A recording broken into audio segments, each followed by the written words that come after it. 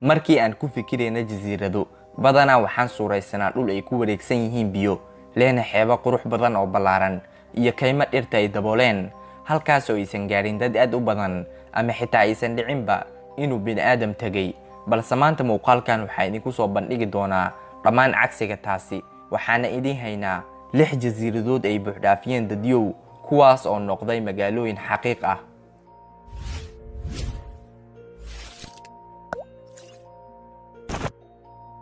jasiiradda Male Maldives. jasiiradda Male waa caasimadda Maldives waxaana sidoo kale ku taala xarunta madaxtooyada dalka iyo badanaa xafiisyada dawladda iyo bangiyada dalka. masaaxada jasiiraddan waa wax ka yar 1 mayl oo laba jibaaran dadka ku nool ayaana gaaraya 150,000 oo qof waxayna tahay magaaladan mid aad u ilbaxnimo badan xitaa heer ay dhismayaashii ku yaalay halkan ay qabsadeen masaaxadii jasiiradda oo idil. magaaladan oo kaliya ayayna suurtagal kugu tahay inaad ka heshid dhammaan adeegyada aasaasiga ah oo ay ka mid yihiin sida bangiyada, goobaha sarifka lacagaha, shirkadaha caalamiga, goobaha caafimaadka, taksiyada baabuurta la kireysta ah iyo adeegyo kale oo badan. jasiiradda Mexicalquitan, Mexico.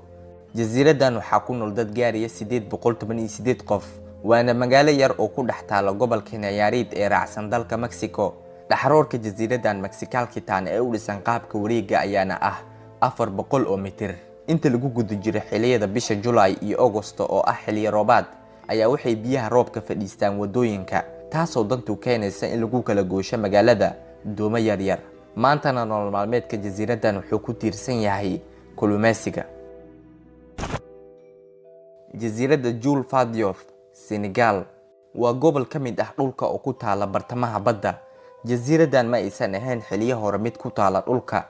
qarniyo badan oo hore ayay bilaabeen kalluumeysatada halkan ku nool inay isku keenaan sadafyada ka agdhawaa badweyntan si ay u noqoto dhulkan jasiiradda ah ee idin muuqda.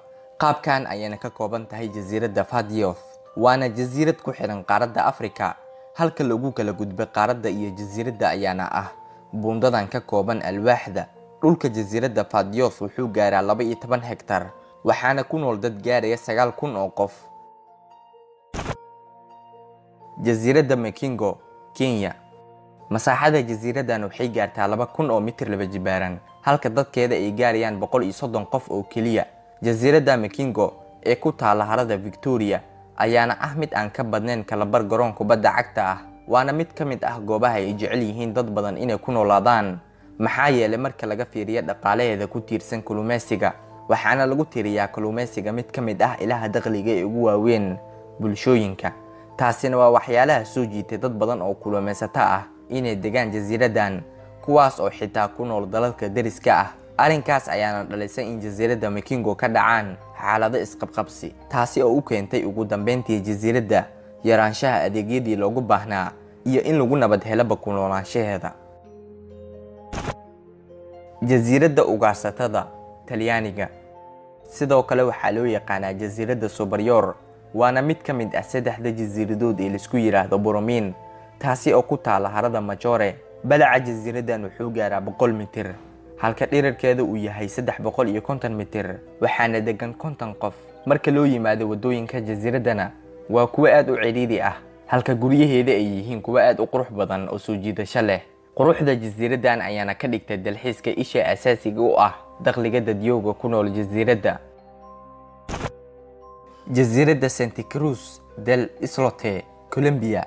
waa jasiirad ku taala dalka Colombia oo ka mid ah jasiiradaha la isku yiraahdo San Bernardo. jasiiraddan ayaana loo aqoonsan yahay mid ka mid ah jasiiradaha ugu soo koritaanka badan dadyowga caalamka waxaana ku nool jasiiraddan 1,200 oo qof halka guryaha ku yaala ay gaarayaan 115 guri ayadoona laga heli karo jasiiraddan goobo ganacsi, xarun caafimaad iyo goob waxbarasho. xilligan waxaa ka jira jasiiradda isticmaalka looxyada ku shaqeeya qoraxda taasi oo siinaysa tamar koronto maalintii oo dhan waxayna jasiiradda masaaxadeedu ay tahay ku dhawaad 1 hektar ayadoona ah mid lagu dhisay isku soo aruurinta dhagaxaanta, alwaaxyada iyo qashinka. helidda biyo nadiif ah wuxuu ugu dhigan yahay dadka ku nool jasiiraddan shay aad u weyn ayagoona ku ilaaliya biyaha haamo. markii ay ku dhow yihiin biyaha dhammaad ayay la xiriiraan magaalada ku dhegan ee Cartagena si ay ugu soo dirto markabka ciidamada badda ee halkan jooga kaasi oo u sameynaya biyo dhaamin.